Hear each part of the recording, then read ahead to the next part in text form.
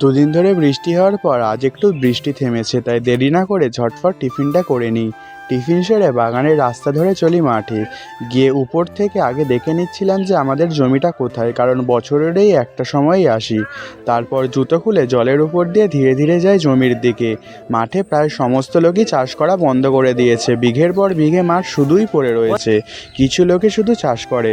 মাঠের ড্রেনের অবস্থা খুব খারাপ বুঝে এসেছে। যেতে যেতে আবার দেখি কি সুন্দর সুন্দর শাকও হয়ে রয়েছে। এদিকে আমার জেঠু অনেক কিছু সবজি চাষ করেছে। উলুবনের ভেতর থেকে আস্তে আস্তে গিয়ে দেখি আমার ভাই ও মা ধানগুলো জল থেকে ছেঁকে গুছোতে শুরু করে দিয়েছে। এই ধানগুলো ঘোড়াপাই করে রাখায় কিছু হয়নি, কিন্তু আমাদের এই ধানগুলো পুরোই জলে ডুবে রয়েছে, তাই নষ্ট হয়ে যাওয়ার ভয়ই রয়েছে, কারণ বেশি থাকলে কলা হয়ে যাবে। তাই দেরি না করে আমিও ধানগুলো জল থেকে ছাঁকতে শুরু করে দিই। ধানগুলো তুলে নিয়ে শুকনো জায়গায় রাখি। ভাইও আমার সাথে বয়ে যাচ্ছে। ধানগুলো বয়ে এনে এনে এইখানে পাতলা করে খেলিয়ে খেলিয়ে রাখছি, যাতে তাড়াতাড়ি শুকনো হয়ে যায়। দেখতে দেখতে মাঝখানের সমস্ত ধান তোলা হয়ে গেছে, ধারেরগুলো বাকি।